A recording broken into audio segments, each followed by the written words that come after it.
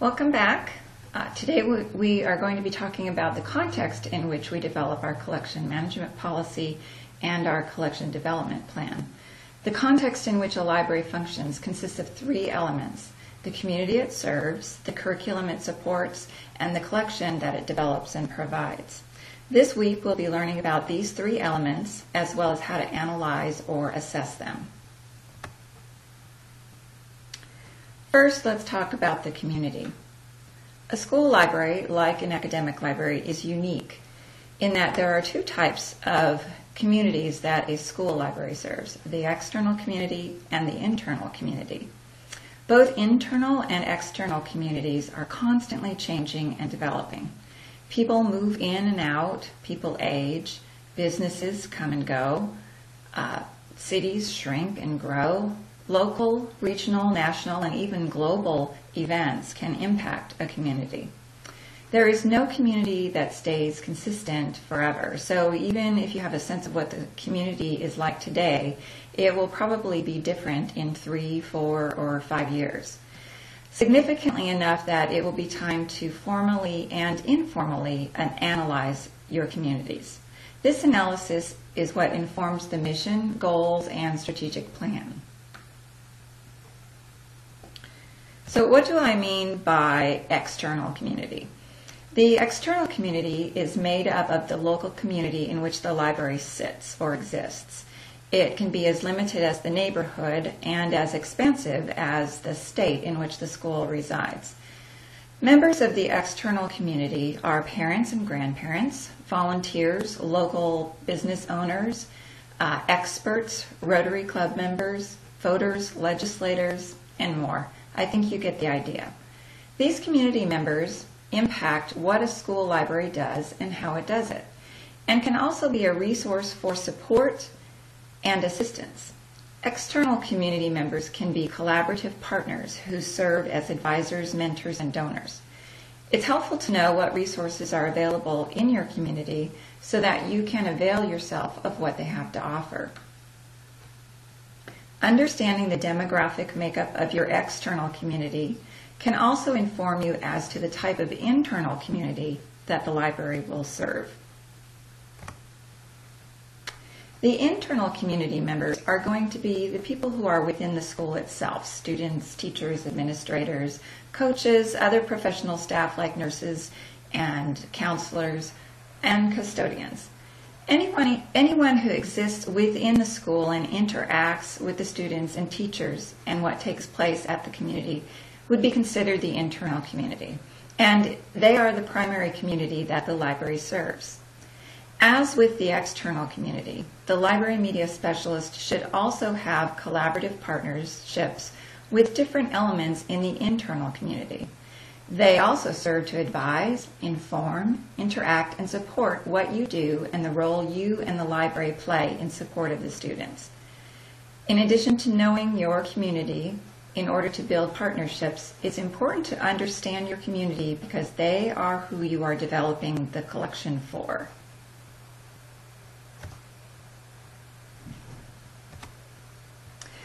It will be primarily the students who will use and benefit from the collection in addition to teachers and parents.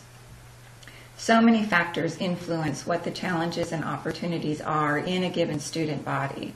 The collection should reflect the diversity of the student body and provide materials that encourage and reward growth and curiosity. Students have interests in subjects or areas that do not directly correlate with the curriculum, and these interests should also be supported by library resources. So let's talk a little about what kind of information you need to know about your students.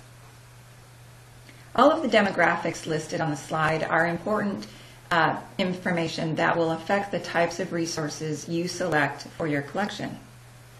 Most of these demographics can be found in census records and other resources that are publicly available. You can also get some of the data from the district or school office, as well as your integrated library system, or ILS. The socioeconomic level of the community is an important demographic to consider, as this may be an indication about whether or not students have access to computers or the internet at home. You'll want to be careful that you don't collect a lot of electronic resources if most of your students might not be able to access them unless they go to a public library or come into your library. So let me give you a couple scenarios that illustrate how demographics can affect collection development. The first scenario describes a school in an urban setting. There is a high immigrant population in the city, and most parents aren't fluent in the English language. You'll want to select resources that will help English as second language learners to engage in the topic for students, and perhaps some parenting books that are in the native language of the population. In the second scenario, test scores reflect lower scores in the area of math. Students seem to be struggling to understand the concepts that are being taught. To support these students, you'll want to collect more remedial works in math that parents might be able to use with their students at home, and perhaps some manipulatives to support kinesthetic learning styles. So I hope by using these scenarios you can start to understand how knowing what the community you're serving is can affect the types of resources you provide in and through the library. It's important to periodically analyze both internal and external communities. In addition to demographics, the interests, strengths, and challenges in each community are important to understand. Knowing about annual, seasonal, and other special events can be opportunities where the resources from the library can support or highlight these events. An important part of understanding the community you serve is knowing who the decision makers and the purse string holders are. Also, an often overlooked element of understanding your community is knowing who is not coming to your library or using the library's resources, and knowing why they aren't using them. Teachers are also primary users of the school's library. In addition to having professional level resources that support the teacher's pedagogy, lesson planning, and classroom management, you will also want to consider whether or not resources that are going to be used in the classroom setting will be collected by the library. Secondary users of the library are parents and guardians. Consider what you can provide them in their efforts to support their children's curriculum and activities. They may want supplementary materials that they can use to help their child who might be struggling with reading, or enhance the information they are getting in the classroom in science with picture books on spiders or ocean mammals. This slide lists a variety of ways to collect data about your community. I recommend that you collect data using more than one method, because if you only use one method, you get a very limited perspective on the community. Keep in mind, however, that using too many methods can become time-consuming and expensive. You'll want a good balance between getting sufficient information to give you a more thorough picture, but not doing so much data gathering that it's taking a lot of your time and effort. In the library guide that I've created for this course, in the Context tab, underneath the Readings for Community, I've listed some examples of narratives based on a community analysis, as well as links to some tools for finding demographic data. You should go there and check those out. Some of the methods that you use to gather data can be ongoing data collection that you already have in place for other purposes. For example, keeping track of the grade level of students who come into the library. You can supplement this type of ongoing method with periodic measures that you put in place once a year or once every 3 or 4 years. When doing data collection, it is helpful to think about getting outside the library itself for some of these methods. For instance, with surveys, you can have them available for users of the library. Then you can post them to the library's website for anyone who interacts with the library through the website, and you can email surveys to different constituent groups. What about partnering with student government officers to have them conduct informal surveys of the students that they come in contact with? You can even use the high users of your library to talk with their peer groups to get feedback on why they may or may not use the library and what resources are valuable to them. Chatting with students when they are at lunch might be another way of getting feedback. While some of the methods listed on this slide tend to be more traditional, you can use them in some of the social media tools that you have available to try to reach a broader group of people. One of these methods I want to point out is the advisory group. Advisory groups can be an essential means of communication for librarians to both receive communication from the constituents members of the group that they represent, as well as to share information with them so that they can take back that information back to the community. Members of the advisory group should include a student, a parent, a teacher, and an administrator. Including an administrator is a very important means of being able to communicate to them the needs of the library as well as the efforts that the library is making to serve the students. It is important for administrators to know what it is you're doing and how it impacts a student's success. You might also consider including a staff member as well as an external community member in addition to the parent. It's important to have representation from as many constituent groups as you can without the group becoming unwieldy.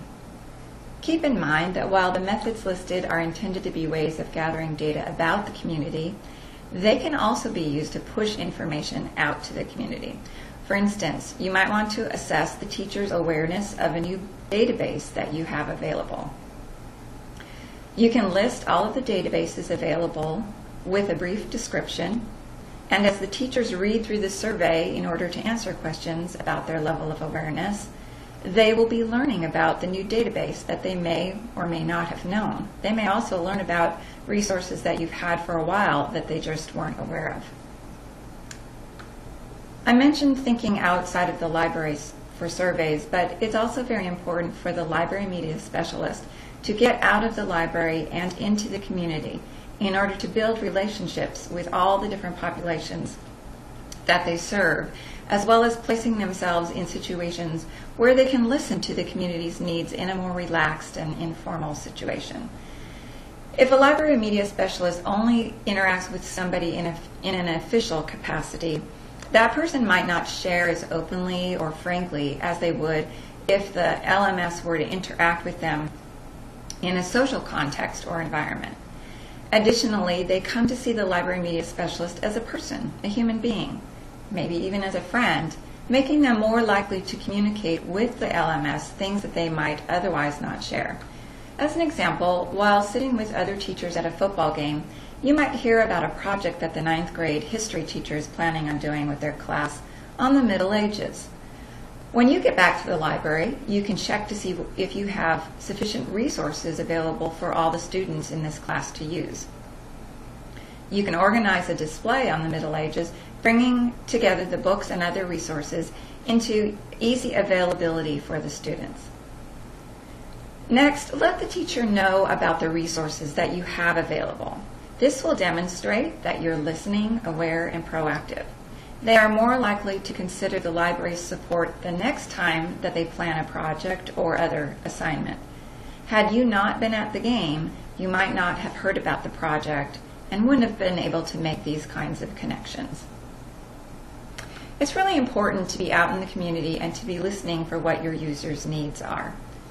Finally, the census and other public records provide really great demographic data. Census records are available freely online, and you can usually get information down below now. The second element of the context in which a library functions is the curriculum. So it goes without saying that it's important to know what the curriculum is. This includes both the core curriculum, such as reading, math, and science, as well as any elective courses. Most schools have the same basic core curriculum, but might not use the same textbooks, so it's a good idea to be familiar with the textbooks that are being used in your school, especially if they refer to other information resources. For instance, a high school English textbook may focus a section on Old English poetry, and so it would be good to have at least a basic representation of Old English poetry available through the library. This is where working in partnership with a teacher pays off, as you'll know what they will be focusing on in their course and what projects they are assigning to make sure you have resources to support further interest or need. Some schools have a curriculum focused on the arts or science. While you'll still need to collect resources that cover basic core curriculum of any school, you'll also want to have more in-depth selection in the focused topic areas because students will be learning more in those topic areas. Schools that are struggling financially may have cut some of their elective options, but it's still a good idea to provide some resources for students who might be interested in pursuing art or tennis on their own. Additionally, the elective options might change from year to year based on if there are teachers available to teach some of these optional courses. Finally, let's not forget extracurricular activities. Debate, chess, and cheerleading are just some of the extracurricular activities that the school library could support through resources it provides.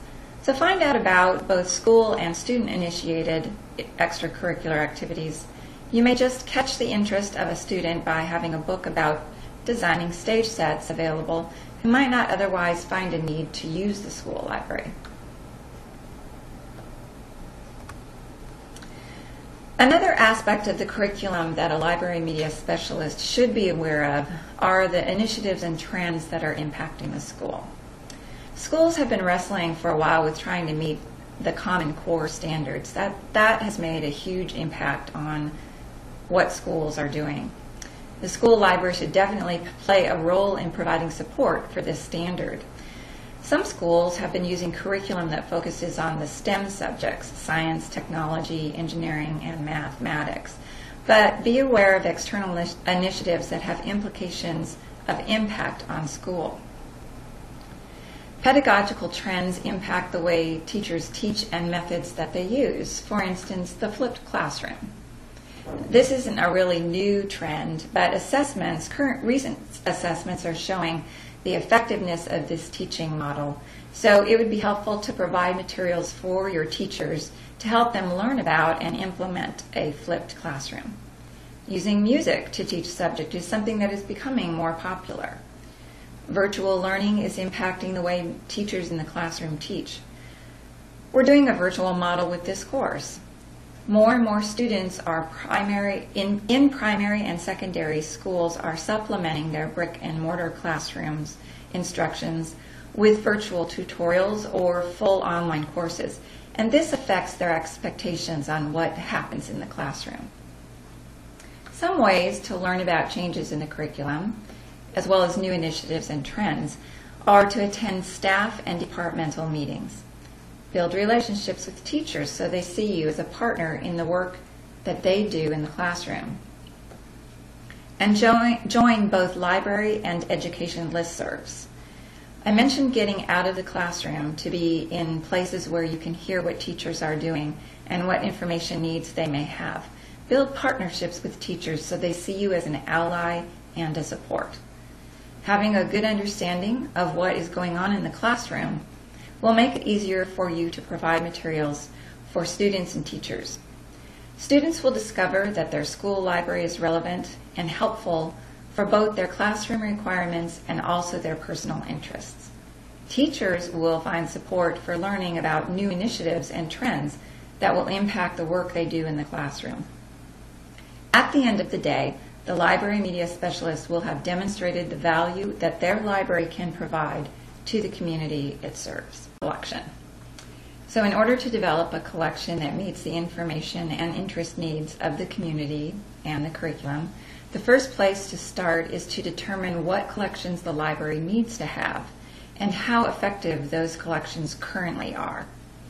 The budget has a tremendous impact on deciding what collections the library will have. In a few weeks, I will be discussing options for raising funds and finding other ways to supplement the limited funds provided through the school district. Of course, you'll want to have the majority of the collections in place to serve the students. So you might consider, in addition to a nonfiction and fiction collection, a reference collection for materials that provide quick information such as dictionaries, encyclopedias, and almanacs.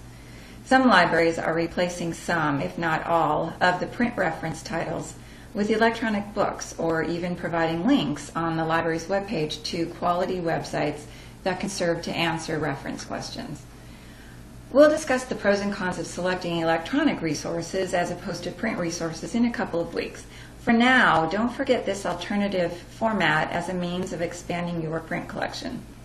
In addition to electronic resources, providing the devices in order to access those materials is another factor to consider in regard to e-resources.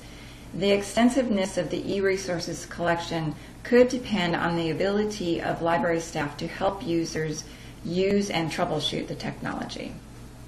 It might be necessary to collect audiovisual materials such as DVDs and audiobooks. A quality collection designed to serve the students should be the first priority towards which your limited funds should be committed. If there's room in the budget, consider having a collection to serve the professional development and pedagogy needs of the teachers. The focus of this collection might include teaching methods, instructional designs, and classroom management. Check to see what the district is doing to support teachers, what other libraries in the district are doing, and whether these materials are readily available at the public library to determine whether this collection is needed or what the particular focus of the collection might be. Finally, consider including a collection to serve the parents. This collection may include resources on child development and literacy, as well as tools for parents to support the learning needs of their children. Think about providing resources in languages other than English, if English is not the primary language of the parents. Just to clarify, for the remainder of this course, when I use the term, or of this lecture, when I use the term collection in the singular form, I'm referring to all the collections available in the library.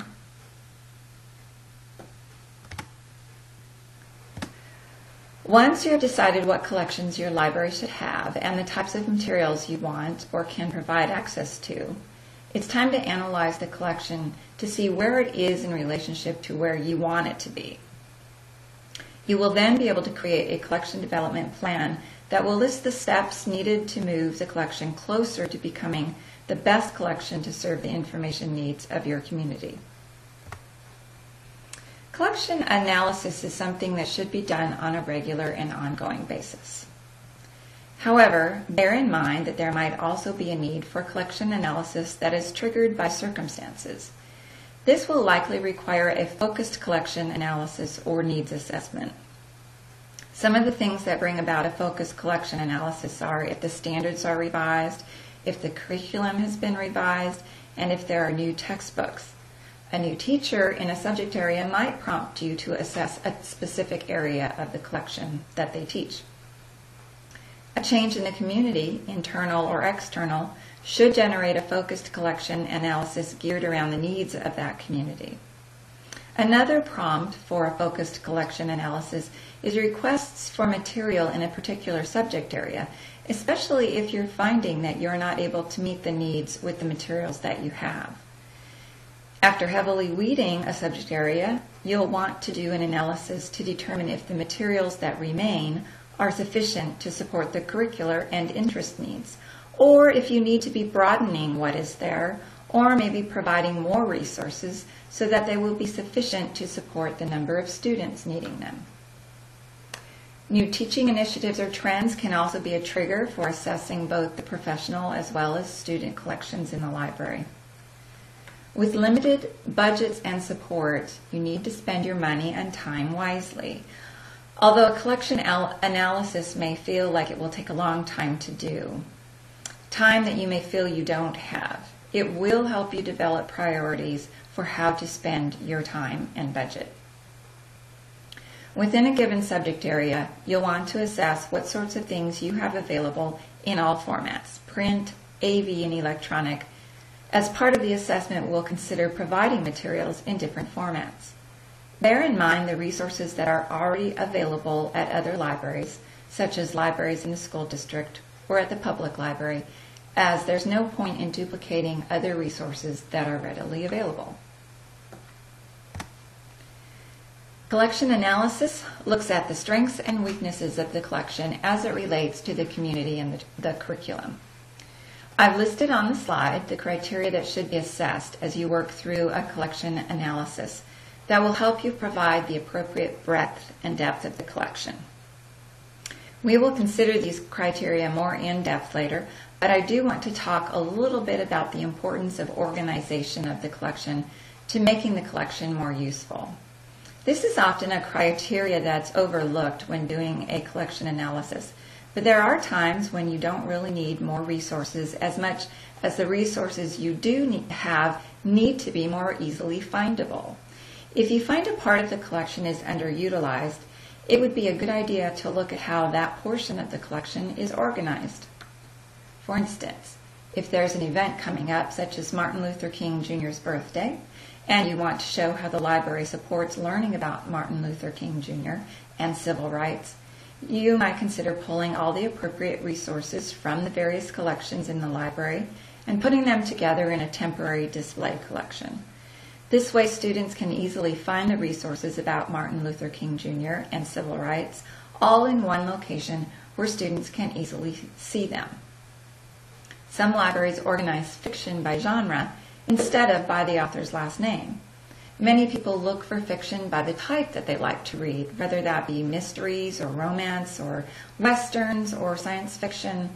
Organized by genre helps readers find other books in the same genre without having to know the name of an author.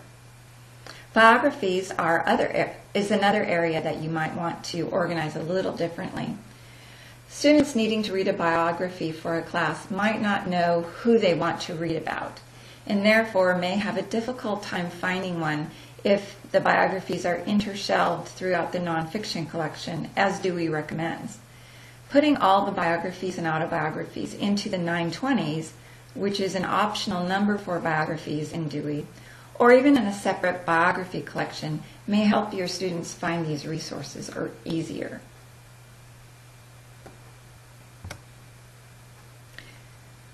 I've pulled together in the library guide links to a variety of collection analysis tools. The top link in the box that says assessment measures, the box that says collection analysis tools, there's a top link that says assessment measures. And it's very interesting in that the resource it links to examines a lot of the methods that can be used for collection analysis and discusses the strengths and weaknesses of each of them. In the box above the collection analysis tools box are articles that describe some of these methods. So consider exploring the resources there and the articles in order to learn more about the various ways of analyzing a collection. You can also search the library literature for other articles about collection analysis methods. Those of you who are already working in a library or who desire to do so might want to download these articles and bookmark the links to the websites so that you'll have access to them after you graduate. So that you can have a picture of what a collection analysis looks like, I will discuss one method, collection mapping. Collection mapping is used primarily by library schools and is a fairly extensive and in-depth collection analysis. It provides both qualitative and quantitative measurements. It shows the strengths and weaknesses, and it assesses the age, size, quality, and condition of the collection. So let's take a look at a collection map. This is an example of a collection map. If you don't already have the screen full-sized on your monitor, you might want to enlarge it so you can see the details of this map.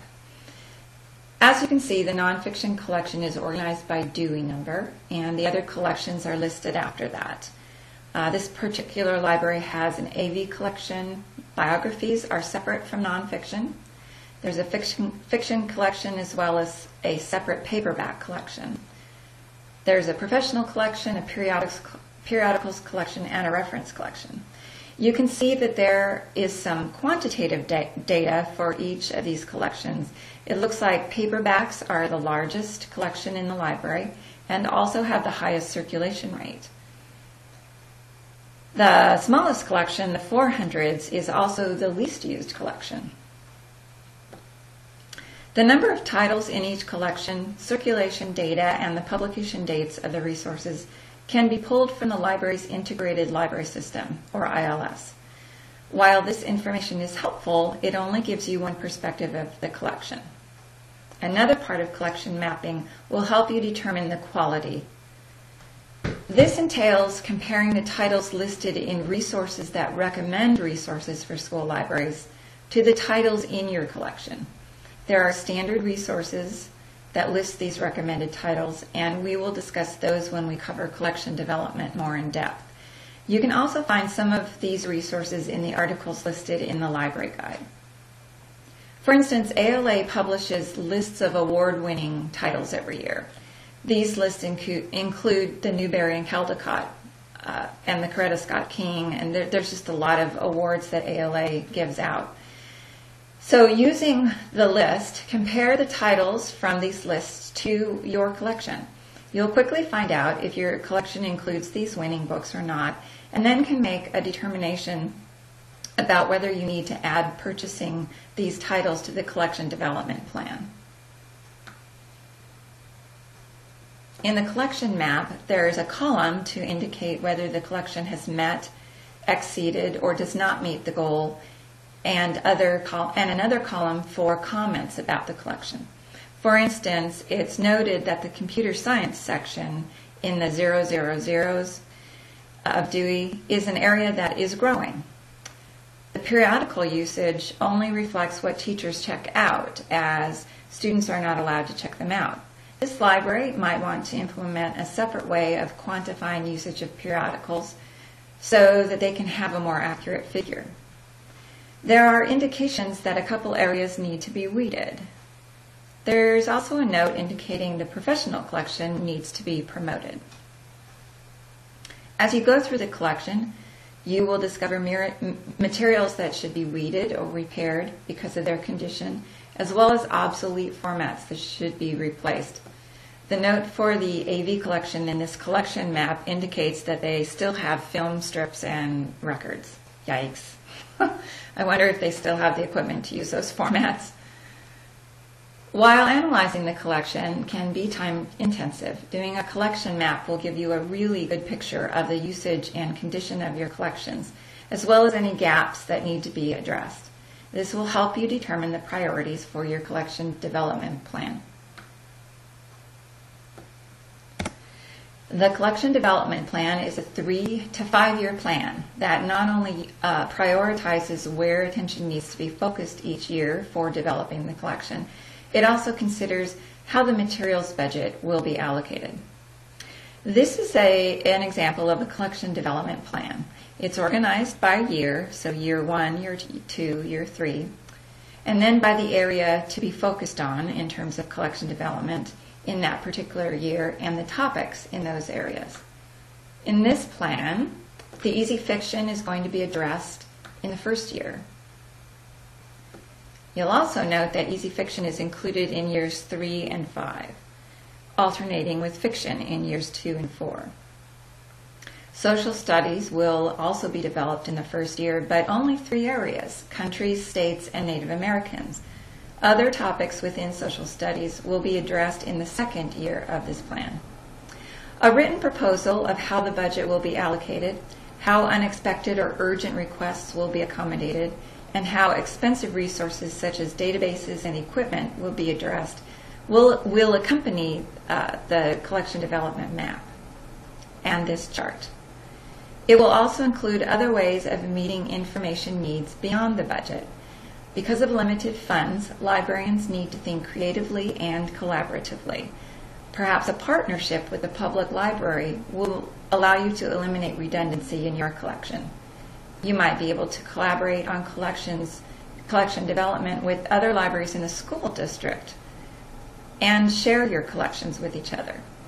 Jointly purchasing electronic resources, or maybe creating rotating collections of materials that move from one library to the other. All of this should be written in the collection development plan. A quality collection will have the appropriate breadth and depth to support the curriculum, meet the information needs of the community, reflect the values of the community, and uphold the ideals of intellectual freedom. These last 2 points the values of the community and the ideals of intellectual freedom can be at odds with each other sometimes. A librarian is a professional, just as a teacher is a professional, and upholds professional standards. One of those standards is that education is founded on the principle of exposure to different ideas. In an environment that upholds intellectual freedom, censorship should be avoided, but choosing to not select a resource is absolutely unavoidable. It is not practical to collect everything. You have neither the space nor the budget to do that. So decisions need to be made that will exclude some material, and that is a form of censorship. Nevertheless, being aware of the biases you have so that when you make decisions about what to exclude and what to include will help you unintentionally avoid censoring resources that your bias would prefer that you didn't have. A quality collection will be a balanced collection, balanced in terms of its representation of topics, viewpoints, and perspectives. In that way, everyone will be offended by at least one thing in the collection. Librarians pride themselves on the fact that somebody's been offended by their collection, because then they feel like they're doing their job right. For instance, a balanced collection will have resources that discuss intelligent design along with evolution, freedom of choice, and right to life. Right away, we can see that there are some immediate conflicts in terms of perspectives on these two topics. A good library will provide access to all of those perspectives so that the student has the ability to make the choice about what they read, and you are not making that choice for them. If your library is so safe that the materials don't offend anybody, you are not doing the job that you should be doing in terms of collection development. The Commonwealth of Kentucky addresses the collection in the Library Media Program rubric they developed. Point 3 talks about the learning space and indicates that it wants the learning space to encourage technology use, leisure reading and browsing, and use of materials in all formats. It is supporting the ability to access information over the internet and makes a point of stating that a school library should include a virtual environment and access to digital information. Point 6 is specifically addressing the collection and information access. It indicates that a school library collection supports the curriculum and students' interests in all formats and appropriate age and reading levels. There are some further points to this particular rubric in the documentation that states the collection reflects an up-to-date collection that appeals to differences in age, gender, ethnicity, reading abilities, and information needs. It, quote, provides and protects access to information and ideas and ensures that the collection meets the needs of the school curriculum, unquote. And it, quote, takes advantage of available virtual resources to support the school curriculum, end quote. This rubric, I'm pleased to see, supports access to ideas and supports the value of intellectual freedom.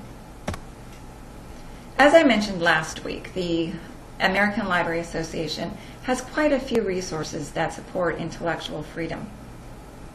The resources I'm going to talk about are linked in the lower box on the right-hand side of the screen, or you can find links to them in the library guide on the Find Policies and Policy Readings tab. ALA's Intellectual Freedom and Censorship Question and Answer site clarifies what intellectual freedom is and what censorship is. Intellectual freedom is defined as having access to all points of view without restriction, access to ideas, all sides of a question, so that a student can explore the topic they are interested in.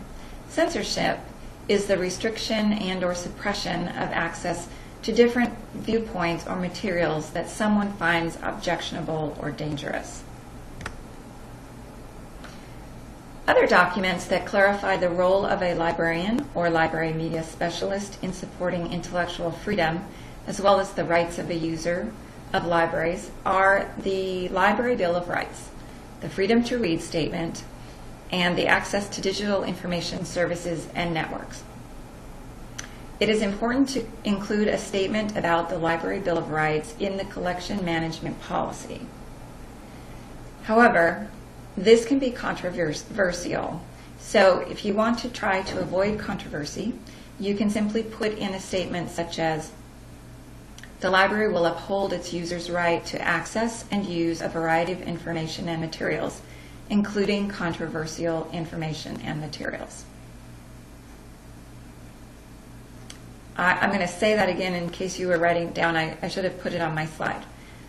So the library will uphold its users' right to access and use a variety of information and materials, including controversial information and materials. Now, I encouraged you last week to read the materials available on the ALA's website about intellectual freedom and become familiar with them. So you should already be aware of what the Library Bill of Rights states. The bottom line to the idea of intellectual freedom is this quote: if instructional materials are questioned, the principles of intellectual freedom should be defended rather than the materials. If a challenge comes, it's really not about that one title. What you are defending ultimately are the principles of intellectual freedom. Analyzing the community, curriculum, and collection, and developing a collection development plan that helps you build a collection to support the community will demonstrate to parents, teachers, the school board, and administration that a lot of thought and consideration is behind the selection of materials, and will go a long way to curtailing or avoiding any concerns about the resources in the library.